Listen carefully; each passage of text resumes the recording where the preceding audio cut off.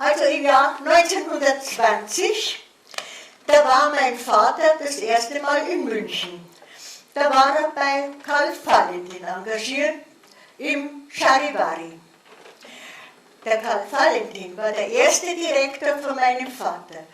Und mein Vater war aber der letzte Direktor von Karl Valentin, bevor der Valentin gestorben ist. Und da anschließend an das Engagement beim Valentin war mein Vater im Simpel bei der Kathekobus engagiert. Und da war er sofort vom Simpelgift infiziert und hat gesagt, den Lohn, den möchte ich einmal haben. Aber da vergingen noch viele, viele Jahre, bis dieser Wunsch in Erfüllung ging. Das erste Gedicht schrieb mein Vater in Sibirien, und zwar in Kriegsgefangenschaft. Und da hat er später oft von der Bühne herunter gesagt, und ich durchbrach die russische Front mit einem solchen Elan, dass ich vor Sibirien nicht mehr zum Stehen kam. Eines Tages bekamen sie ein Buch in die Hand. Und zwar hieß es Wilde Sachen von Rideamus. Die Kameraden waren begeistert von dem Buch. Mei, wie der das geschrieben hat. Ja, wunderbar. Da hat mein Vater gesagt, was? Geh, sowas schreibe ich doch am Häusl. Da haben sie ihn ins Klo gesperrt und da hat er so lange drin sitzen bleiben müssen, bis das Gedicht fertig war. Und von da an schrieb er die ganzen Texte für die bunten Abende. Und nach 3 Jahren Sibirien wurde mein Vater entlassen, also 1918. Und da hat er dann seine 300 Gedichte im Kopf auswendig lernen müssen, weil er durfte nichts Schriftliches mitnehmen. Und so schmuggelte er seine Gedichte über die Grenze. Und jetzt hören wir ein Gedicht von meinem Vater.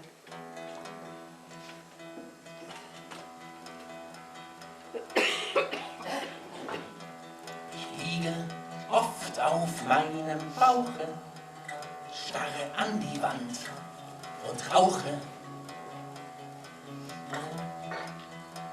Ich binde mir in meinem Innern duftige Grenze im Erinnern. Oft durchlebte Augenblicke und vor meinem inneren Blicke grüßt mich eine Ahnung schon. Ich herrsch auf meinem Dichterthron. Sorgsam Wort auf Wörtchen wählend,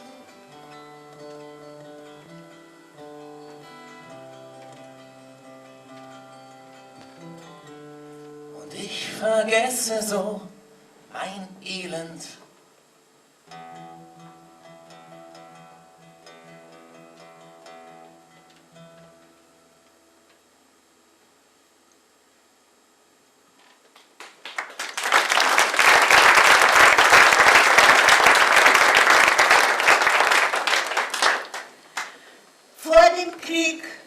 war mein Vater auf der Handelsakademie und wurde Buchhalter. Naja, das hat ihm eigentlich nie eine große Freude gemacht. Später sagt er oft, die Buchhaltung, die ist heute noch nicht in Ordnung. Und dann hat er gedacht, nein, das mag ich nicht, und ging auf Tournee und trug seine Gedichte vor. Und da war auch eine Sängerin engagiert, Julia Dietrich mit Künstlernamen Jelly Hein. Die war ausgebildete Opernsängerin mit einem herrlichen Koloratursopran. Und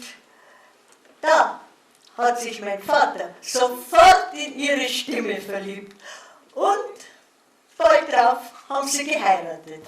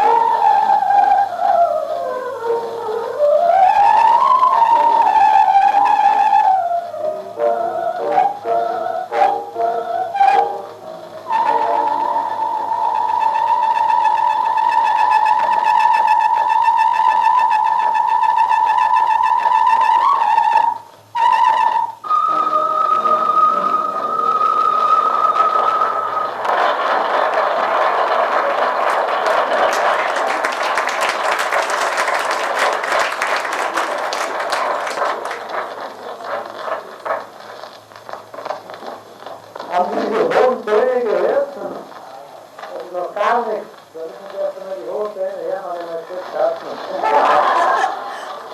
Das war mein Vater, der das gesagt hat. Haben Sie diese hohen Töne gehört? Die sollten Sie mal hören, wenn ich spät rauskomme. Im Jahr 1921 waren meine Eltern in Meran in Südtirol.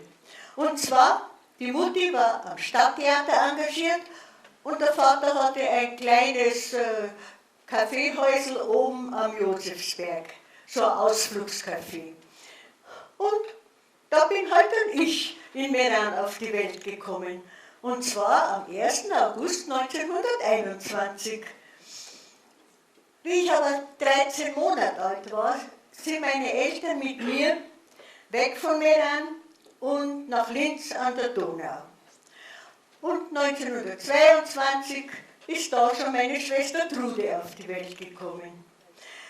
Aber meinen Eltern war das ein bisschen zu viel, die zwei kleinen Kinder, und so wurden wir zur Tante und Großmutter nach Schloss Rheineck in Brixen geschickt.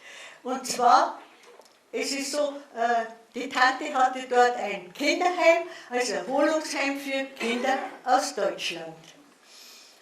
Und eines Tages kam ein Telegramm aus Wien, wo die Eltern gerade waren. Das Drei-Mädel-Haus ist komplett. Und da ist schon meine Schwester Resi auf die Welt gekommen, in Wien. Und wie die 11 Tage alt war, hat sie meine Mutter von Wien nach Rheineck gebracht, hat sie der Großmutter in die Arme gelegt und ist am gleichen Abend wieder weggefahren, weil sie ja ins Engagement nach Mährisch-Ostrau musste.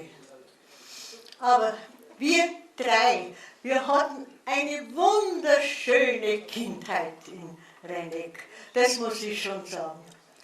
Aber leider, an Silvester 1932 ging diese herrliche Zeit zu Ende. Wir mussten Südtirol verlassen, und zwar für immer. Und da sind wir am 1. Januar 1933 in München angekommen, am Hauptbahnhof. Ja, mein Vater wollte eigentlich nach Berlin, aber für diese ganze große Familie hat das Fahrgeld nur bis München gereicht. Ja, Gott sei Dank. Und die erste Zeit war schon sehr schwer für meine Eltern, weil wir durften ja nichts mitnehmen, nur das, was wir am Leib hatten. Und naja, der Vater hat gleich Konferenzen geschrieben für Kali Peukert und für Adolf Gondrel. Die Mutti hat im Anast gesungen, im Zentralpalast und im Radio München. Und im Simpel haben sie auch auftreten können. Die Mutti für 5 Mark und der Vater für 6 Mark.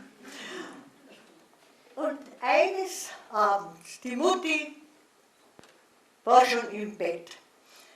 Der Vater ist spät heimgekommen, hat sich zu ihr hingesetzt und hat gesagt, Jelli, ich bitte dich, halt dich jetzt am Bett ganz fest an, damit man nicht rausfällst. Ich muss dir was sagen. Da ist die Mutti zuerst erschrocken und dann hat er gesagt, ich krieg den Simpel, der Adolf hat ihn für mich gekauft. Die Mutti, ja, was für ein Adolf? Naja, der Gondrell. Und am 1. August 1935 eröffnete der Simpel und mein Vater war Simpelwirt.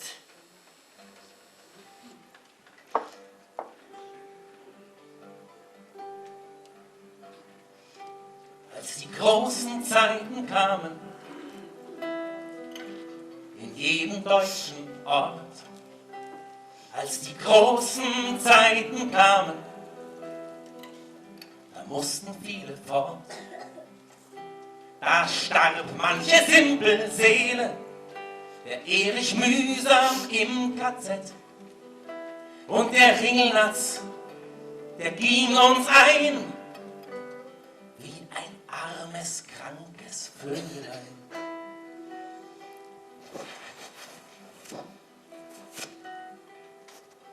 Wer hält die Simpelstellung? Wer hilft, wenn Not am Mann? Wo sorgt man für Erhellung und lacht so gut man kann? In der Türkenstraße, in Brosels Kunstoase, da bringen wir uns durch diese große Zeit. Ein Hoch auf die Gemütlichkeit.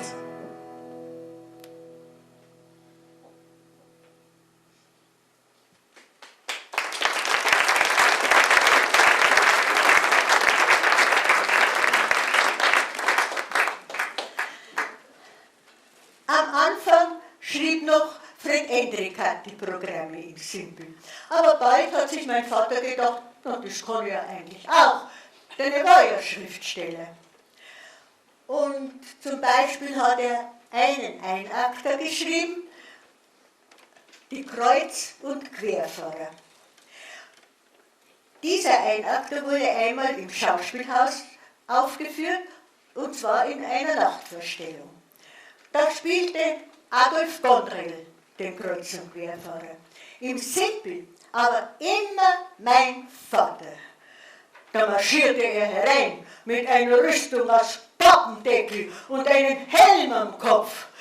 Lustig ist am Kreuz zu gehen, Kreuz zu gehen, Kreuz zu gehen. Gratis kann man die Welt besehen, das ist wunderschön. Zuerst kommt man von der Alten weg, dann latscht man durch den Dreck für einen frommen Zweck.